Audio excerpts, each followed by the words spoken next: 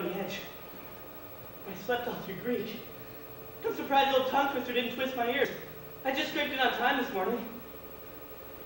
My first thought when I woke up was irregular verbs. With damnation, hell, and fireworks, I conjugated all through breakfast and all the way to school till everything went green in front of my eyes. I must have gone blank about 3. May I roll you a cigarette? No thanks. I'm not smoking. If I can only keep it up. I'll work and work till my eyes drop out. Earth's roll's already failed 6 times since the holidays. 3 in Greek, twice with Bonebreaker, and the last time in literary history. I've only been in that pitiful condition 5 times. It's definitely not happening again. I mean, Roble won't shoot himself. Roble's parents didn't sacrifice everything for him. He can become a mercenary, whatever he likes. Or a cowboy, or a sailor. If I fail, my father will have a heart attack and my mother go into the madhouse.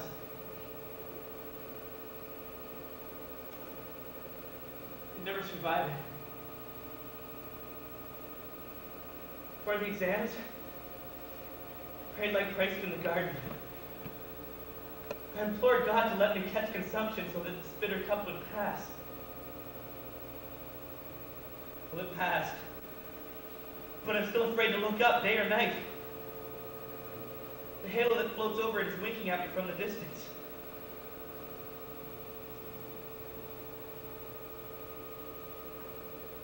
Now I've got the bull by the horns. I'm going to climb up on its back. And then if I fall, I'll have the infallible guarantee that I'll break my neck. Life is always unexpected for me. I'd rather be inclined to hang myself from a tree.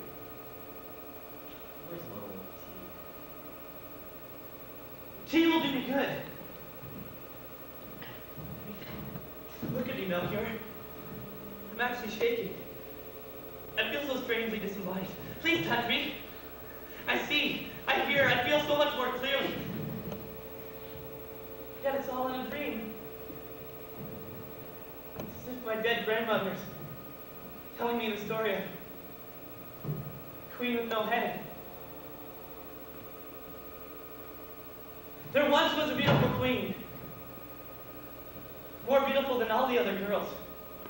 But unfortunately, she came into this world with no head. She couldn't laugh or smile or eat or drink or even kiss.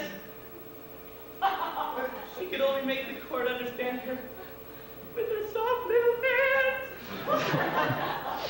And she stamped out declarations of war and death sentences with her pretty little feet. And then, one day, she was defeated by a king. He happened to have 2 heads. Well, they got in each other's hair all the time and quarreled so much that neither could get a word in edgewise. And then the top wizard, he took the smaller head and he put it right there on the feet. And there, it fits marvelously. And instead of quarreling, they kiss on their cheeks, their foreheads. Their lips, and they live happily ever after. Well, it's all rubbish. Since the holidays, I can't get the headless queen out of my mind. Every time I see a beautiful girl, I keep seeing her with no head. And I keep suddenly seeing myself with no head. Perhaps someday, someone will put a head on me.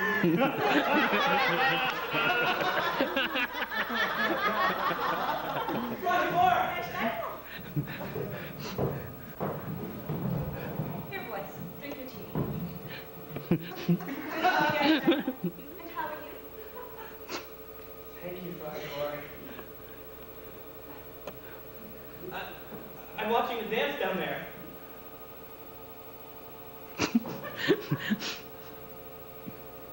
You don't look too well.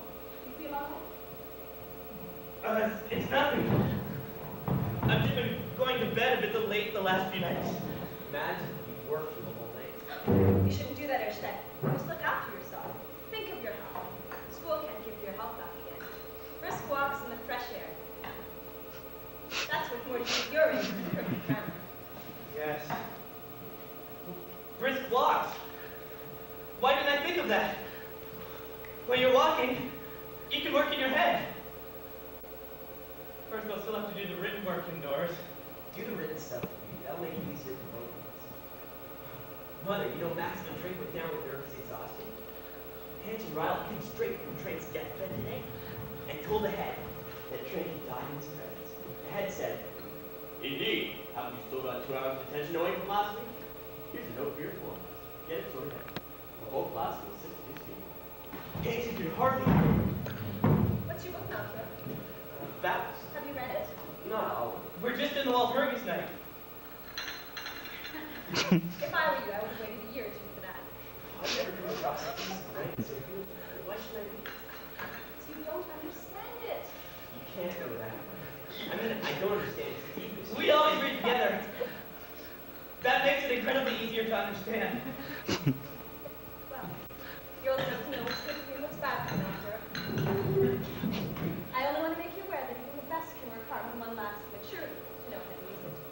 But I shall always put my trust in you rather than in some vague doctrine of education. If you need anything else, call me, Doctor.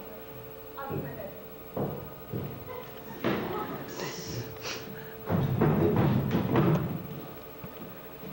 Your mother, she meant the business with Gretchen and the baby. Didn't even talk about it. Gus couldn't have treated it any more cold-bloodedly. Honestly, that can't be some of the when you see how quickly they jump on that one instinct, I think the whole world revolves around instinct. Frankly, Melchior, since reading your essay, I feel it does. It fell on the floor when I was reading a history text. I couldn't stop my weary eyes from running over it. I bolted the door behind me and I went through your lines like an owl flying through a burning wood. It was like listening to your own forgotten memories, the song you hummed when you played as a child, and hearing it again when you're laying down to die, coming out of someone else's mouth and breaking your heart. The part that moved me most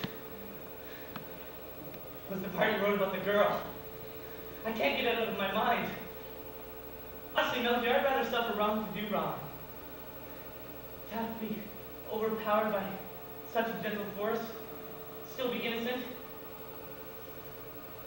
That seems the greatest kind of happiness to me. I don't want to be given happiness like a beggar. Well, why not? I don't want to be given anything I didn't have to fight for. But would that still be happiness? Melchior, the girl, she enjoys it. Like someone in heaven. It's the girl's nature to keep herself free from all bitterness until the last moment, so she can feel all of heaven falling on her at once. A girl is afraid of hell, even at the moment she steps into paradise. Her feelings are as fresh as a stream as it breaks from the rocks. She lifts up the chalice, a cup of flaming, sparkling nectar, which no earthly mouth has touched, and she gulps it down.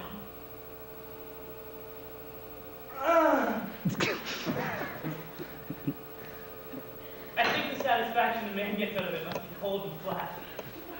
Think what you like, but shut up. I don't want to think about it. Hello, pipe it on. Hello, pipe it on. Hello, pipe it on. Hello, pipe it on. Hello, pipe it on.